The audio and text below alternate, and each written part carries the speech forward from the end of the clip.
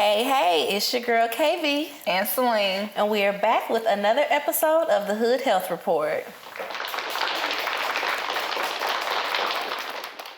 Today we are going to talk about some Black pioneers of public health and just the great things that Black people have done in this field to advance medicine, technology, our lifespans, all of the things. So Celine is going to start us off. Yes, so I'm going to start with Charles Richmond Drew. Who said that? So I'm going to be talking about Charles Richmond Drew. He's known as the father of the blood bank, and he was born June 3rd, 1904.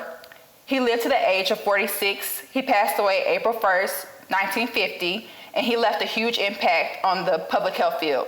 He was a renowned surgeon, and he was a pioneer for the preservation of life-saving blood plasma. He broke many barriers in the racially divided America and became one of the most important scientists of the 20th century.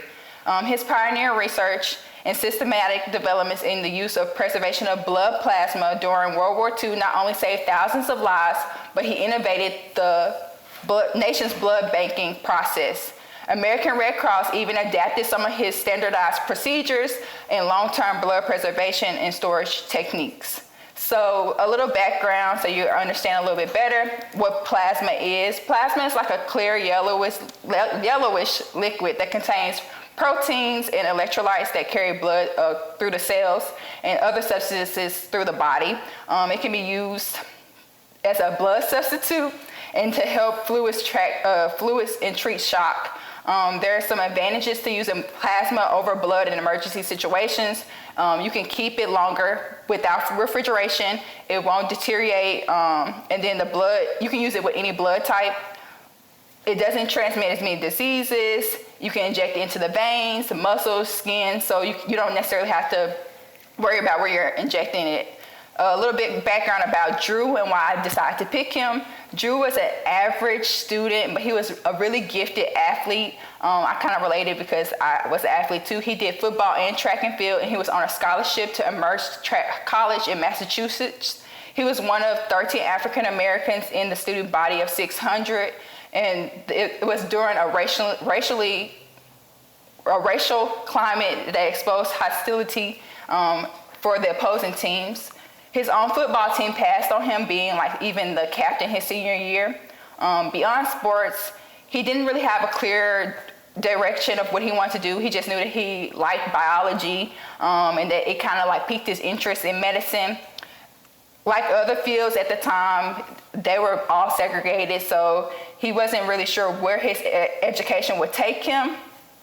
Okay, so after him going to college, the road led him to go to McGill University College of Medicine. It was in Montreal, and therefore he was distinguished himself by winning an annual scholarship in a prize for the neuroanatomy and became elected the Medical Honor Society of Alpha Omega Alpha. And he was on the medical staffing journaling committee. He also has some other accomplishments that he accomplished throughout that time period. He had an interest in the transfusion medicine which began during his internship and his surgical residency at the Montreal Hospital. He aspired to do transfusions therapy at the Mayo Clinic, but since it was so racially prejudiced at that time, there was a lot of like backlash about him wanting to do things like that. So he ended up going to Howard University College of Medicine, and he started with the pathology instructor there, and he helped them for a little bit of time. After that, he got his doctorate from Columbia University. Drew also won a fellowship to train at a hospital in New York with a surgeon named Alan Whipple. Usually at this time, you would go from like the traditional path would be you work a little bit with Whipple. So I guess what I'm trying to say is you would work under him, but Whipple instead decided to assign him to another person, which was named Schroeder, and he saw him as, you know, a prestige and great, a naturally great and a bright pupil. So together they did some research and they started doing stuff with shock and fluid balance and blood chemistry. And that's when he started on the bank bloods, and that was a study that they did from Columbia. He had his thesis, which was coined a masterpiece, and then his key findings was a complex procedure and standards for collecting and processing and storing blood that proved his expertise, and an appointment to head the BFB, which is the Blood for Britain project, and that was the effort to transfer desperately needed blood and plasma to Great Britain when Germany was attacking them. In the midst of the BFB, which is the Blood for Britain project, Drew passed his American Board of Surgery exams, and Drew later returned to Howard briefly, but was called back to continue working on the BFB program. And when the program ended in 1941, the BFB collected 4,556 blood donations and shipped them. So like, that was the start of Red Cross. Over 5,000 liters of plasma saline solutions to England. The program became known as Red Cross, and that was the pilot program for mass production of dry plasma in New York, and that was in 1941, with Drew as an assistant director and later the National Blood Donor Service, along with his other innovations, which was the blood mobiles, so the mobile of blood donations trucks that carry refrigerated plasma throughout states. And that's the reason why he earned the name as the father of the blood bank. Ironically, though, throughout that time period, Red Cross excluded African Americans from being able to donate, which made him ineligible to even, do what he had put his life works towards. The policy was later modified to accept these donations, but blacks, however, were still segregated. Their blood was segregated, which throughout the war Drew openly criticized and also said that it was unscientific and insulting to African Americans. In October of 1941, Drew returned to Howard University, where he remained for the next 9 years, serving as the head of the Department of the Surgery and Chief of Surgery at the Freeman's Hospital. His mission was to train young African American surgeons who would need to meet the rigorous standards of any surgical specialty. And also, he just wanted to be able to provide that tradition of excellence. He believed that this would be his greatest and most lasting contribution to medicine. He also campaigned against the exclusion of black African Americans, or I don't even know why I said it like that. He campaigned against the exclusion of black physicians from local medical societies because he felt like everybody should have the opportunity to practice medicine. His passing was very tragic. He was on his way back from North Carolina on April 1st, 1950. After falling asleep while driving to a conference, he was given a blood transfusion at the hospital, but he didn't survive. So his passing was kind of like, he still had a lot of things I feel like he had to offer to us. Yeah, as much as I, had heard about Charles Drew throughout life and, public health, I never knew that he died tragically and at such a young age. I never knew that. Yeah. I know that I can remember them saying he needed a blood transfusion. So it was the irony of his life work, not being able to save him because, still needed some advancements to be made. But I never knew he died so young. Yeah. My first black public health pioneer will be William Augustus Hinton. He created a test for syphilis. So although William Augustus Hinton was born to formerly enslaved people, he went on to lead a very fulfilling life. He was awarded his bachelor's and his medical degree from Harvard University, which trained him to go on to be a bacteriologist, pathologist, and educator. Between college and medical school, he worked as an instructor at Walden University in Nashville, Tennessee. the Agriculture and Mechanical College in Langston, Oklahoma, and Meharry Medical College. Upon graduating from Harvard Med, he was met with much criticism and racism and was actually barred from becoming a surgeon because they didn't allow him in the Boston area hospitals. So, you know, like you said with Charles Drew, that racism still played a part in how they were able to function and do their life's work because he wanted to be a surgeon. So instead, he had to take a volunteer position at Wasserman Laboratory, which is like, you know, you have to be so passionate. You finish medical school and you think you're about to be a doctor, and then you can't even get a job because they won't allow you in the hospital. So you go to volunteer and do work in a lab. So, you know, he was clearly very dedicated to what he was doing. So in that position, he became well-versed in serologic techniques and the testing of syphilis. He performed autopsies on persons who passed of syphilis and conducted research in the process. This work led to the development of a less painful syphilis detection test that was more efficient and more accurate than the previous test. This test was later adopted by the U.S. Public Health Services. He eventually became assistant director of the Massachusetts Division of Biologic Labs and the chief of the Wasserman Lab, which he, initially volunteered at. He served in these positions for 38 years, and now that building is named after him.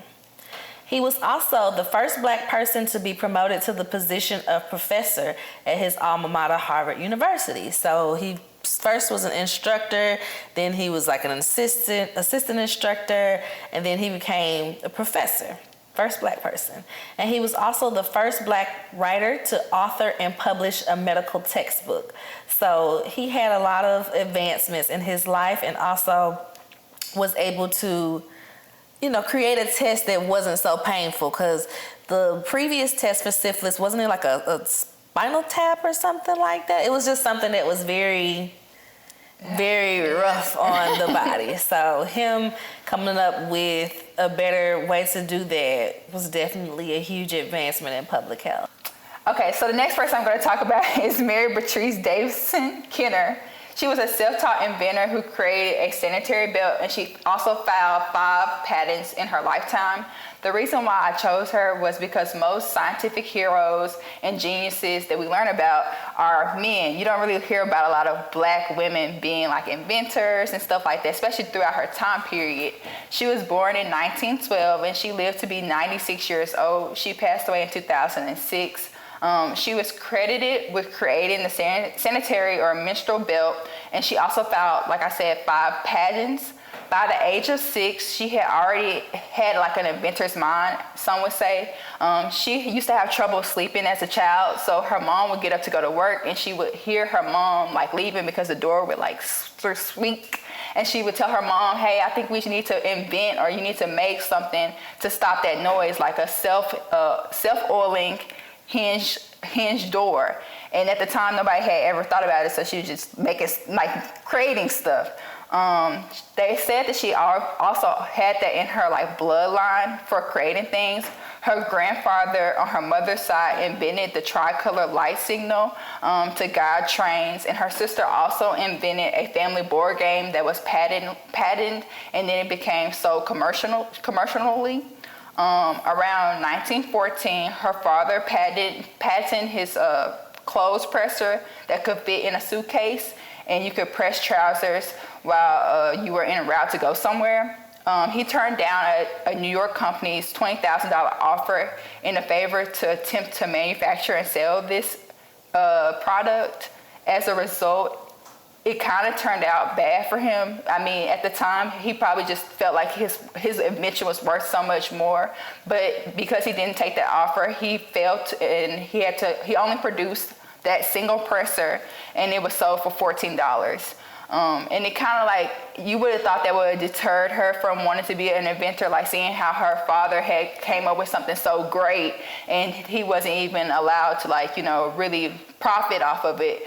But that didn't really deter her. As a child, she spent a lot of her time drawing up and building building things. She thought about creating like a convertible roof that could go over a car, that could pull over, things that we have now that we just wouldn't have ever thought that people didn't have back then. She also thought about like an umbrella that had like a sponge on it, so that way it could absorb the water instead of, how our umbrellas are today. The family moved to DC in 1924, and she would just go to the United States Patent and Trademark Office and like walk around and make sure that nobody had like filed patents for these ideas that she had created. And at the time, nobody had filed like any of the patents for the things that she wanted to create. So she was like really excited about that, and it just continued to help her like keep that innovative mind. In 1931, she graduated from high school and she earned a place at Howard University. But she was forced to drop out a year and a half into her courses due to like financial pressures of the time. So then she just started taking like odd jobs such as like babysitting, and before she landed a position as a federal employee. Throughout that time, she continued to like invent things. However, the main problem with her inventing things was she just didn't have the money at the time to file a patent, and at the time it was too expensive for her to be able to do those things. So by the time it was 1957, she had saved enough money to buy her first ever patent, which was for a belt of sanitary napkins. And it was long before the invention of like the disposable pads that we use now.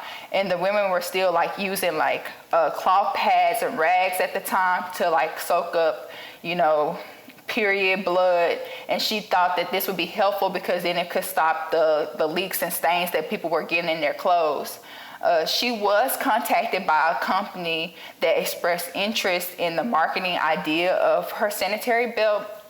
And she was so excited about it. She just knew that like this idea that she had would be so helpful to so many women. However, when they realized that she was Black, they no longer wanted to be interested in the product. She continued to invent stuff throughout her adult life. She even filed 5 other patents, and she's the only African-American woman in history to do that. She also created a walker that was inspired by her sister because she had developed multiple sclerosis.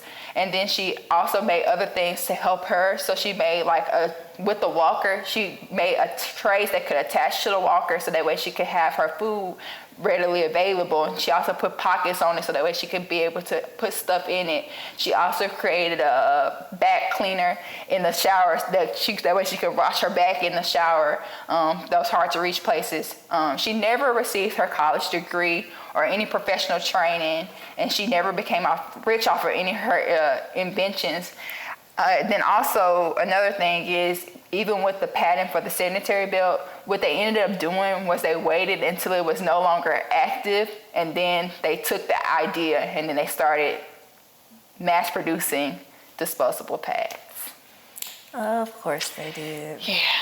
That's what I thought you was gonna say when her dad with the clothes presser, like, they just made an iron after he, Yes, so refused them. Yeah.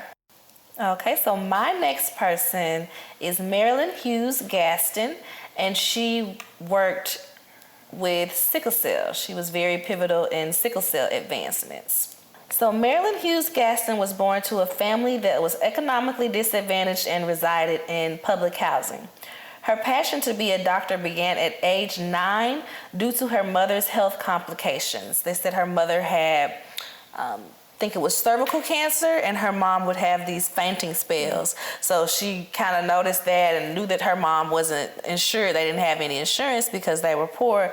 And so she really took a liking to, well, I need to do something to, be a doctor, help people that don't have insurance, things of that nature.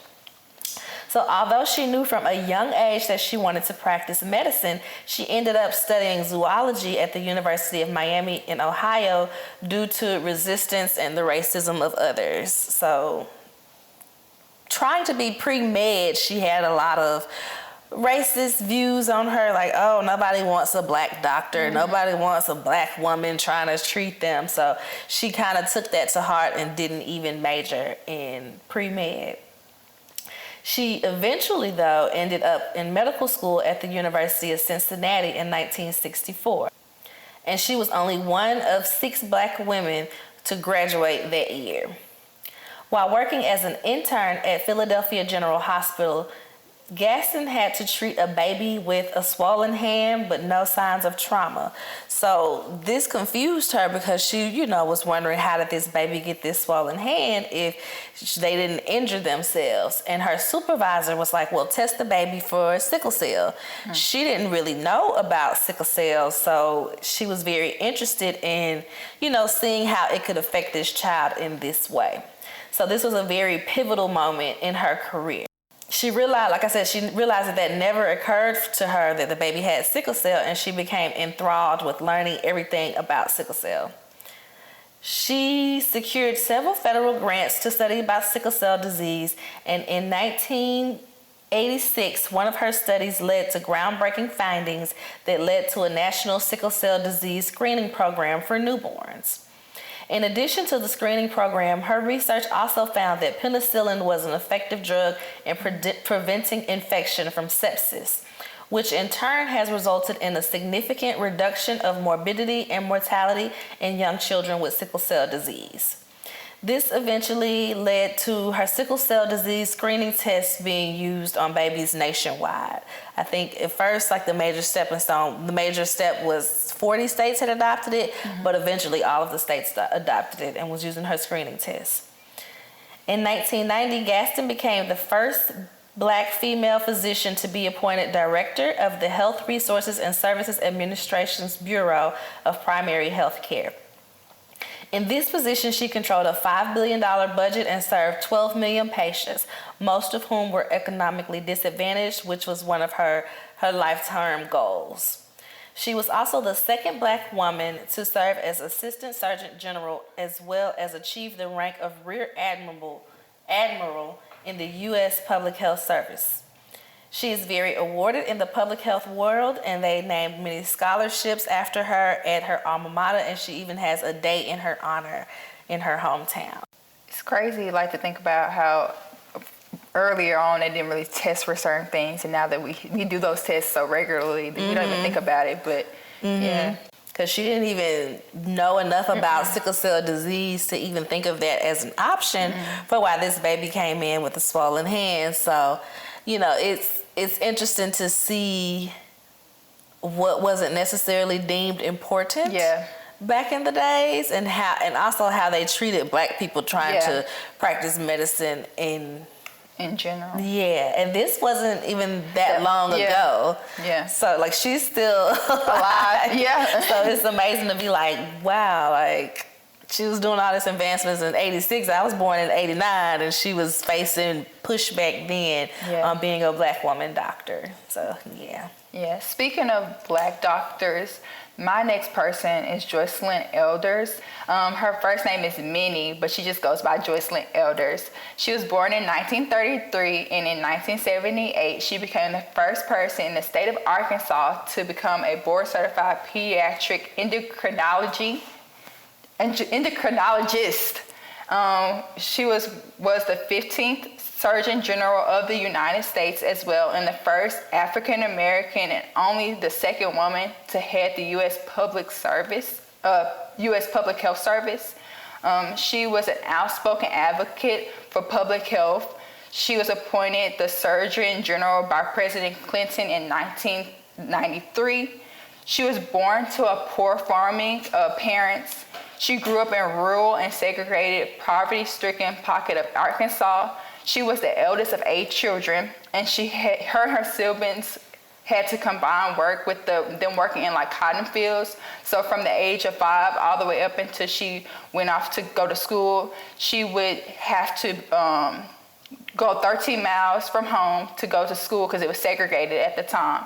And she would often have to miss school because when it was harvest time, she would have to be picking cotton and helping with her family to help support them. So most months from September through December, she didn't even attend school throughout her younger years. After graduating high school, she earned a scholarship to an all-black liberal arts school in Little Rock. After college, she joined the Army and she trained in physical therapy in Houston, Texas. And then after she was discharged in 1956, she enrolled at the University of Arkansas. It was a medical school, and she did it off of her GI Bill. Although the Supreme Court had declared separate but equal education unconstitutional 2 years earlier, elders were still required to be in a segregated area in the dining room, and she often ate with like the cleaning staff on the site. She did an internship in pediatrics at the University of Minnesota, and in 1961 she returned to the University of Arkansas for her residency. She became a chief resident, and she was in charge of an all-white, all-male residence and interns, which was also very interesting because at the time they weren't expecting her to be able to do that. She earned her master's degree in biochemistry in 1967 and became an assistant professor of pediatrics at the university's medical school in 1971. She was a full professor by 1976. And then over the next 20 years, she published over 100 papers, most of them dealing with problems of the growth in juveniles with diabetes. This work led to her study of sexual behavior and also her advocacy on the behalf of health risks that happen when people become pregnant too young. She helped patients to control their fertility and advised them on the safest times to start families. The governor at the time, Bill Clinton, appointed Jocelyn Elders to be the head of the Arkansas Department of Health in 1987. As she campaigned for clinics to expand the sex education, she caused a storm of controversy throughout that time period, and she also wanted to expand sex education. And it was kind of hard because a lot of people are conservative in the South, so they were not really big on her saying that she wanted to provide sex education to everybody, but she wanted them to mandate a curriculum for K through 12th grade that included sex education, substance abuse prevention, and programs to promote health and self-esteem. And she also got that passed in 1989. From 1987 to 1992, she nearly doubled the childhood immunization and expanded the state's prenatal care program and increased home care options for people who were chronically and terminally ill. In 1993, President Clinton appointed her as the U.S. Surgeon General despite opposition from conservatives.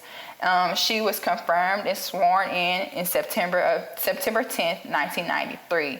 During her 15 months in office, she faced a lot of skepticism regarding her progressive at the time. I guess it's progressive back then. Her progressive policies about sexual education. Dr. Elders left the office in 1994, and she returned in 1995 to the University of Arkansas as a faculty researcher and professor of pediatric endocrinology at the university's at the Arkansas Children's Hospital. And then in 1996, she wrote an autobiography, and it just showcased her life from a sharecropper all the way up to becoming the Surgeon General of the United States. She retired from practice, but she continued to be a professor all the way up until like 2015 at the University of Arkansas School of Medicine, and she is now 90 years old. And lastly, I'm going to talk about Otis Boykin, who invented the pacemaker. So Otis Boykin is different from the others that we've mentioned today because he did not directly work in the field of public health or medicine. He actually worked in the technology field. So he went to college at Fisk University, and he also did work in an aerospace lab in Nashville as a lab assistant testing automatic controls for aircrafts. After undergrad, he worked as a lab assistant for Majestic Radio and TTV Corporations as a supervisor and at PJ Nielsen Research Lab. Later, Otis pursued graduate studies at the Illinois Institute of Technology. However, he had to drop out because he and his family could no longer afford the tuition. But this did not stop him from going on to patent 28 electronic devices and briefly running his own tech company. In 1959, Boykin developed wire precision resistors for electronic components that made the production of televisions, computers, and radios much more affordable. 2 years later, he created a device that could withstand extreme changes in temperature and pressure, and the U.S. military later used this invention for guided missiles and the IBM computers. He also had a number of inventions such as burglar-proof cash registers and a chemical air filter. But he is most known for improving the pacemaker, which uses electrical impulses to help maintain a regular heartbeat. His works made the pacemaker much more precise. Due to these many tech achievements, he also worked as a consultant in the U.S. and in Paris. So that's all for the main people that we want to talk about today, but I also wanted to do an honorable mention of W.E.B. Du Bois because although he didn't directly work in, the field of public health, he helped to shed light on racial disparities and injustices, and that, as we know, very much open the doors for more equality, for Black people to be treated more equal and things of that nature. So I felt like that was definitely worth mentioning, even if not giving a deep dive. So shout out to all of the Black public health pioneers that we mentioned today and the others that existed and worked on a better life for us today. And that concludes this episode of the Hood Health Report. So this is a wrap for this episode. I hope y'all enjoyed it. You can follow us on Instagram, which is Hood Health Report, as well as Facebook and Twitter, Hood Health Pod. We also have a TikTok page now, Hood Health Report. Follow us there. Yeah. Don't forget to subscribe to the YouTube channel. All of the links will be in the descriptions, in the bios. For you to click on. Tap, like, comment, do it all. Subscribe, all of the things. Share it with a friend. Yes. Share it on your social media. If you have a TikTok, make a little video, send it. Let us know you're out there watching, guys.